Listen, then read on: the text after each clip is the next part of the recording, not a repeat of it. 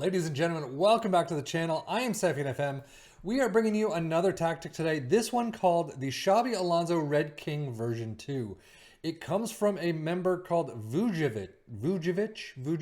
I don't know, I apologize. In the forums where I found this tactic, it looks like right off the bat he has a lot of short lists maybe, some amateur Brazil, some things like that, some staff members and all that. I don't know if there's scattered about some actual tactics in there, but as I was kind of going through the page after page after page of this tactic on the forum itself, I did find his Xabi Alonso. He's got a Xabi Alonso Red King and a Xabi Alonso Red Killer, and I'm going to try them both. Today, however, we're going to do the Red King version of it. Looks like someone had mentioned, it looks like it's a very aggressive tactic with much higher defensive line. So there is some information. You do kind of have to scroll all the way to the page 109, which is where I found this. But again, there's a lot of information throughout all of these pages.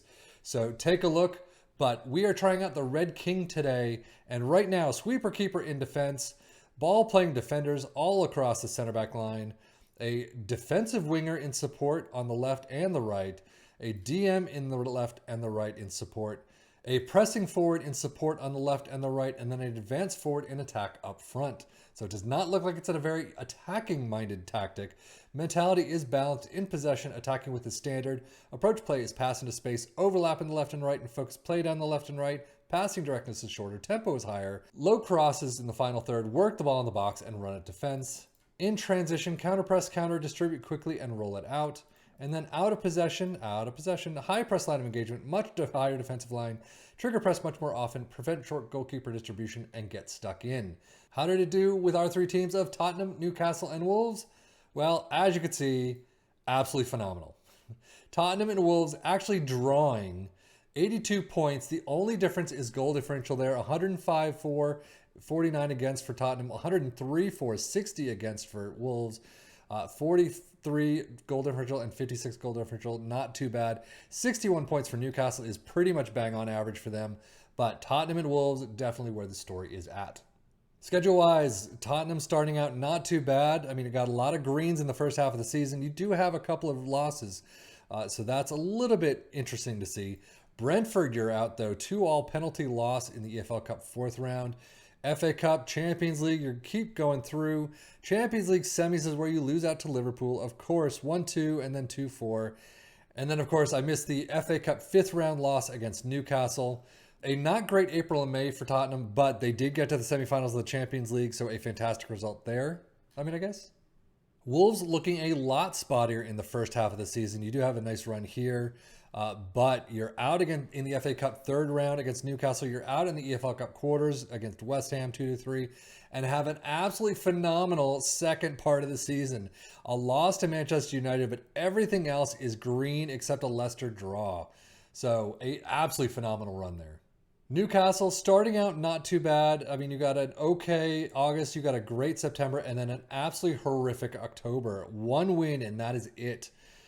You do lose out in the EFL Cup round, 4th round, 1-3 against Wolves. FA Cup, you continue on until the semis, 4-5 in extras against Liverpool.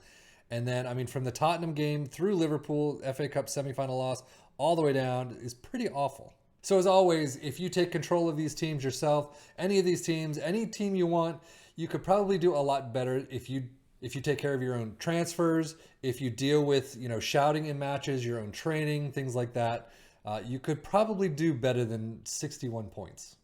Transfer-wise, you don't see a lot out. However, you do see Tony Weston, Vegas, and Guy come in, names we've seen before.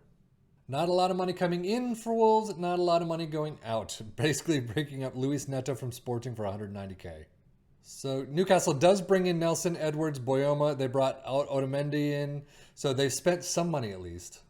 Tottenham squad, Hugo Lloris is actually playing every game this time around. 53 games. Bentancur 51 plus 2 and Harry Kane with 50 plus 1. Goal-wise, 30 for Son, Kane with 27, and Richarlison picking it up finally with 22. Assist-wise, 27 for Pedro Porro. That's insane. 15 for Richarlison and 14 for Son. Doing a fantastic job this time around. We've seen a lot of times where Tottenham just falls flat.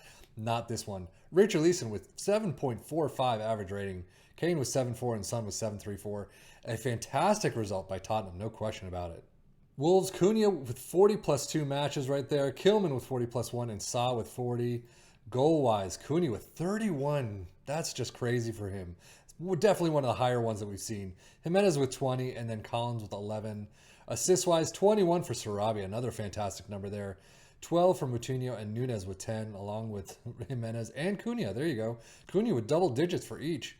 7.52 for Jimenez. Cunha with 7.4 and 7.25 for Kalajic. A great set of greens right there. Newcastle, Nick Pope with 46, Callum Wilson with 42 plus 1 appearances, and Jolinton with 41 plus 1 matches. Goal-wise, 26 for Isaac. I mean, still a pretty good tally right there. 21 for Wilson and 14 for Jolinton. I guess they're just not spreading the love out all that much. Trippier with 16 assists, 12 for Isaac and Almiron, and Wilson with 11 apiece. And then average rating is only 5 players. 7.53 for Wilson. I mean, still. 7.53 for Wilson and 7.50 for Isaac. Jolinton with 7.41. The 3 right there are through the roof.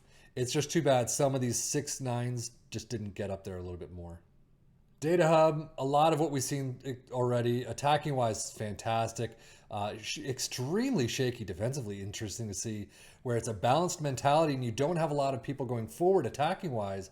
A lot of support, but you still have some fantastic attacking numbers and some woeful defending numbers. Pretty much the same for Wolves. Some great attacking sides, even with the shot percentage, and defending, yeah, just not there. And then Newcastle, very similar to everything we've seen before. Dribbling, definitely not there. One of the worst in the leagues, but the defending's not there either. Stats-wise for the Premier League, I mean, this is all about the attacking side, not about the defending side at all. Tottenham with most goals with 105. Wolves very close behind, but Newcastle in third place with 80, beating Man City, beating Liverpool, beating Manchester United. So, I mean, attacking-wise is all there. You got few shots against with Tottenham, but most possession, Tottenham's the only one. No dribbles made. Fewest conceded, nobody. Most shutouts, you got Tottenham and Lloris probably. Most tackles won, nobody. Passing completion, nobody. Shots, there you go. Some more attacking numbers right there. 736 for Tottenham. And then most points, as you would expect. Overview, Cunha, Kane, Isaac, Son, Jimenez, and Richarlison all in the top 8. 16 all the way up to 29. Holland beating everyone with 36, of course. Most assists, Sarabia, Porro, Trippier, Moutinho, Richarlison, and Perisic. Insane amount of players in these awards right here. Most player of the match awards, though, only Cunha, Jimenez, and Richarlison are up there. And best pass completion, nobody. Most dribbles made, nobody. Fewest conceded, most shutouts.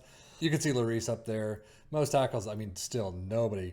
Key passes, however, Trippier, Porro, and Sarabia. So not too bad. How many? 161 for Trippier.